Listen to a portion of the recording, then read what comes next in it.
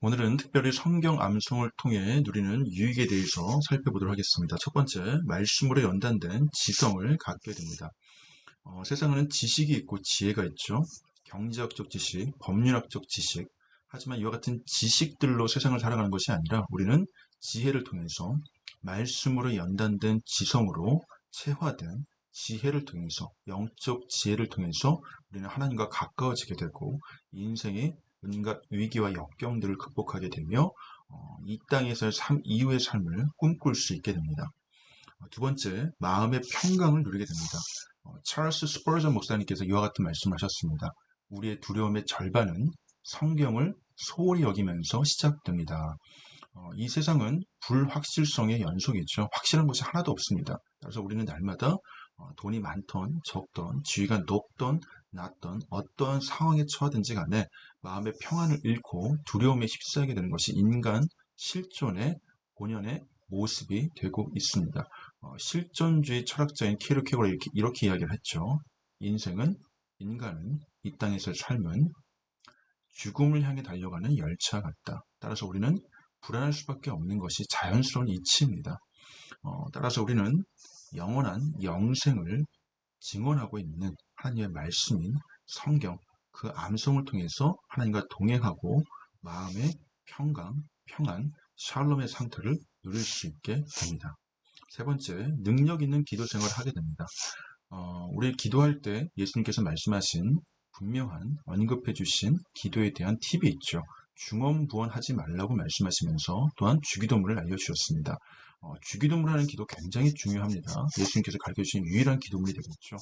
두 번째로 우리는 창세기부터 요한계시록까지 하나님이 주신 그 말씀들, 그 중에서 우리가 특별히 암송하는 그 말씀들을 가지고 하나님 앞에 나아갈 수가 있습니다.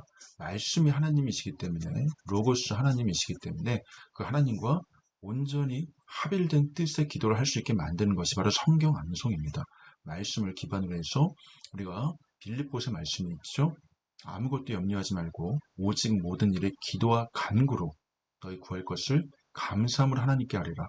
그리하면 모든 지각에 뛰어난 하나님의 평강이 그리스도 예수 안에서 너희 마음과 생각을 지키시리라.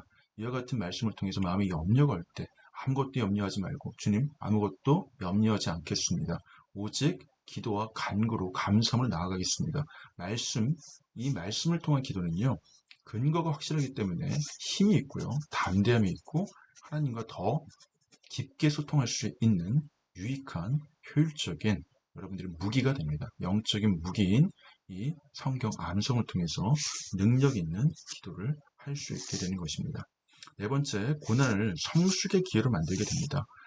그리스도 안에서는요, 고난이 아니고 실패가 아니며 낙심되는 일이 낙심의 상황이 아님을 우리는 성경의 수많은 인물들을 통해서 발견하게 됩니다. 욥도 그랬고요. 요셉도 그렇고 또 예수 그리스도의 수많은 제자들과 오늘날을 살아가는 수많은 크리스천들 역시 마찬가지입니다. 고난을 성숙의 기회로 만들어야 하는 것을 우리는 성경 암송을 통해서 깨닫게 되고 또 누릴 수 있게 되고 이를 통해서 하나님과 더 가까워지는 계기로 만들 수가 있습니다.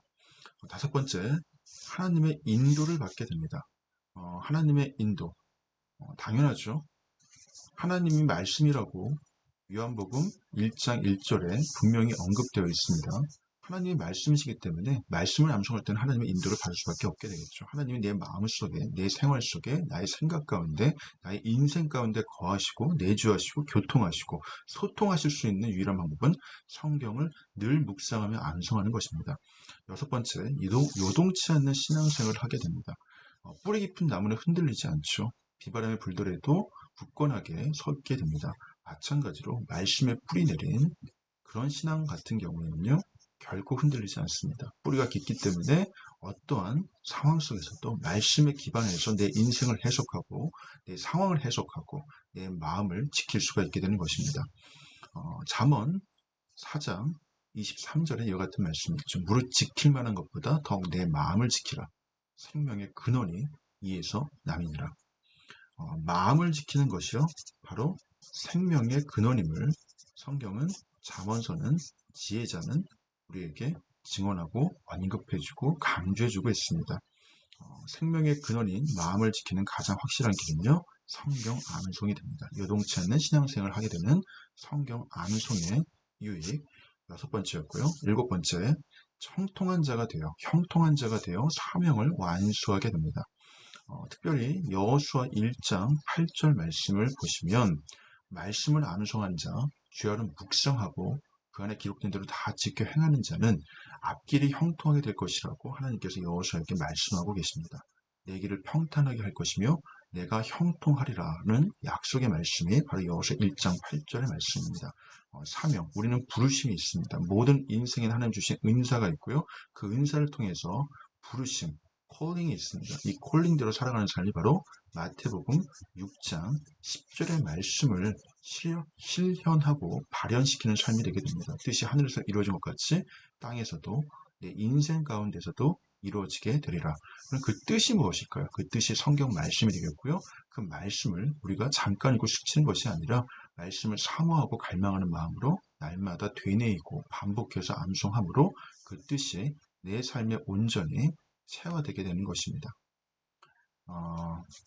인생은요, 혼자서는 살아갈 수 없습니다. 반드시 나를 창조하시고 나를 이끄시고 주관하고 계시는 하나님과 함께, 성령님과 함께 예수 그리스도의 보혈과 함께 우리는 나아가야 함을 성경 말씀을 통해서 알 수가 있습니다. 이와 같은 의식하에, 이와 같은 믿음하에 우리는 형통한 자가 되어 사명을 완수할 수 있게 되는 것입니다.